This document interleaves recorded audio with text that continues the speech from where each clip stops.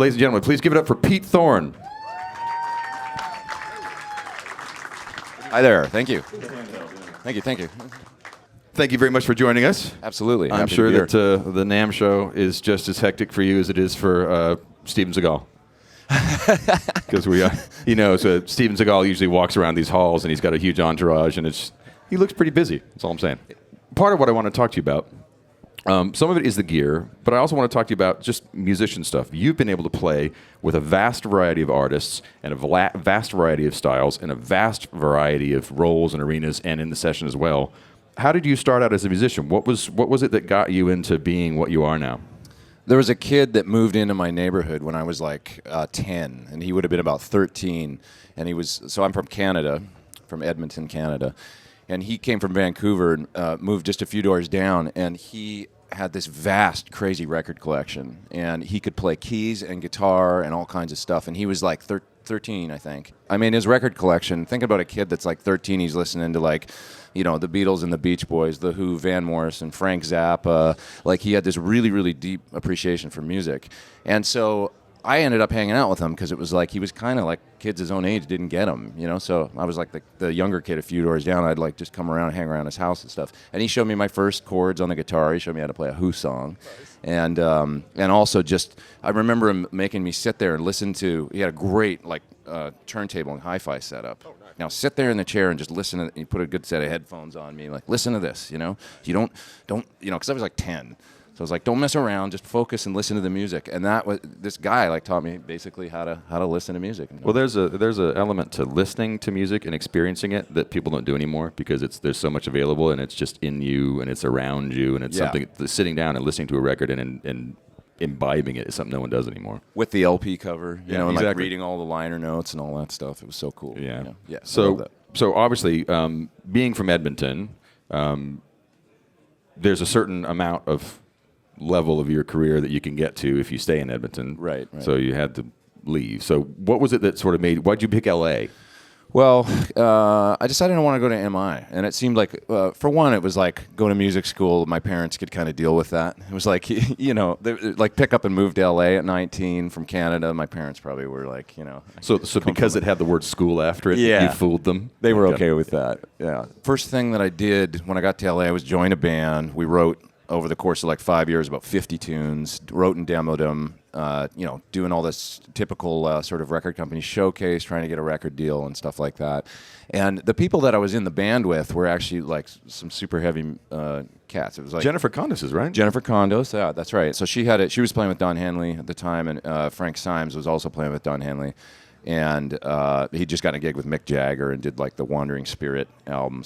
So once our band, we did finally get a record deal. We did a Japanese record deal, made a record for Japan and Southeast Asia. Once that band ended, I had these friends, that I'd made, like Frank and some others and stuff, and they were in that world of like touring, kind of, sideman, also session musician stuff. So I had some really, really good mentors from that kind of camp in LA, and that's sort of how it happened. You've done lots of educational stuff for the internet. Lots of people know about Wet, Dry, Wet in some ways because of you. Yeah. Lots of people know about impulse responses because of you.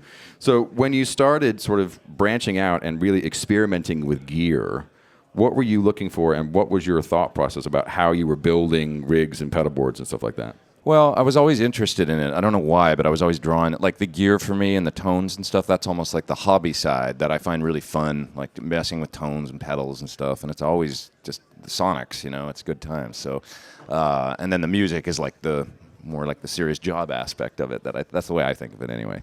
But yeah, just playing with toys. I used to go hang out at music stores when I was a kid and just look at all the stuff and like whatever, buy all the guitar magazines. I was fascinated by new stuff coming out. And yeah, I guess it was that era where it was starting to kind of like move beyond, like it was the 80s or whatever. So it was starting to move beyond just an amp with a couple stomp boxes in it. It was like, all of a sudden the racks and all that. Yeah, you had effects loops so you could do weird things with reverbs and delays and things, yeah. So it was kind of a natural procession. I was just sort of drawn to it, and I was interested in tone and, what made what tick. And also just kind of interested in, it's funny because people sometimes think of me as being sort of a purist or like, tone, like I need this pickup in that guitar. And it's like, I'm not really like that. I'll kind of use like whatever tool gets the job done. Right. And I find different tools are great for different purposes. You know, like on some gigs, yeah, I want to use an all tube amp with, you know, this certain guitar and a certain pickup, and I'm particular about it. And for other things, it's like I've done way into the modeling world and toured like that and stuff where I don't have an amp and I don't have. So I'll use whatever the job sort of dictates, you know. I know that you did a bunch of session work, and you have continued to. How did moving into the session world affect what you were doing with gear, affect what you were doing with tones, affect what you were expecting to hear when you left? I know that when I started career as a session guy, when I started playing live stuff, what I wanted on the gig changed. You know what I mean? What I expected to hear in the gig changed because I was hearing different things in the control room. How did that affect you at all? I was always fascinated with recording, for sure, and how you get good recorded guitar sounds and stuff, which totally plays into what I do now with the YouTube videos and everything like that, and trying to get good tones. But yeah, I mean, it's that was always a fascination of mine. Like, I didn't want to leave it up to someone else. You know, I wanted to know kind of, you know, where the mic is supposed to go on the speaker or whatever, you know, and to learn it and how this mic sounds as opposed to that one and everything. It was definitely, that was always like engineering almost as part of my. You've done a lot of gigs and a lot of different sizes, from huge arenas to small things. And obviously the gear that you use on those gigs changes. Yeah. Sometimes you can't take a huge 3-cabinet wet, dry, wet rig and 2 PT100s and absolutely. You know, so when you have to make those kind of choices, what do you think about in terms of how you put a rig together for Fly Date, for instance? Okay, well, that's a really good question. I've done things with modeling rigs where it's been like, okay, you got to go, you know, use this device direct or whatever, and that's going to be the way it's got to go. And what I've done in the past is actually hooked up whatever the piece of modeling gear is, and then also hooked up my entire regular guitar rig with an AB box, so I can go between the two. And I'll go back and forth and just try and duplicate the sounds as close as possible for all my presets on the other device. And I find that that's like, you know, you need the reference of what it is that the tone is that you're going for, you know what I mean? And also just like setting levels, being able to set up my regular rig and stuff, and then AB over to the other rig and set all the levels exactly the same as I'm hearing them on the regular. That's amp. Brilliant. I know that you've had a long history of using Line 6 gear. I mean, when you were with Chris Cornell, I remember seeing a picture of your pedal board, and I think you had a rotor machine on it. Rotor machine, yeah. So I used that for Black Hole Sun, which is like one of the coolest rotary guitar parts ever, you know, and it sounded great. And actually, Chris's comment one day in rehearsal was he turned around and looked at me and he goes, "Sounds exactly like the album." It's like, that's so cool. You know, kind of like he was really into it. So I thought that's a kind of nice thing for Chris Cornell to say, as opposed to, why doesn't it sound like the album? Yeah, exactly. That's a much better thing to say. I think you used an M9 with Melissa Etheridge. Yeah, I use the M9 for a lot of stuff, and also the Echo Park I used with Chris Cornell. That was like, and then also I think the Pod too you used as well, right? So the Pod I used like, God, I guess going back like maybe 2002 or 3. I remember, let me see, doing the Draco Rosa tour, and he's a fantastic artist from Puerto Rico, and I used it on his All Natural album. So I was playing acoustic guitar. It was a live show in Puerto Rico, but yeah, like 20,000 people or whatever, just plugged right into the Pod and the floorboard, and that was my rig for that. I was doing like weird like fuzz with acoustic guitar and stuff, some interesting. So that worked great. And also, around that same time, I went to the Philippines with Mandy Moore, and I did a week-long promo run there and 2 gigs. One for it was like 15,000. The other one was this huge 50,000, you know, capacity sort of MTV Asia gig, and that was just Les Paul into the Pod, and that was it. So I go way back with that device too. Well, so if we jump from there all the way to the new, so your video, for if you guys haven't seen it, he just put out a video about Helix, and has sort of had some time with the unit and stuff. I mean, what do you think?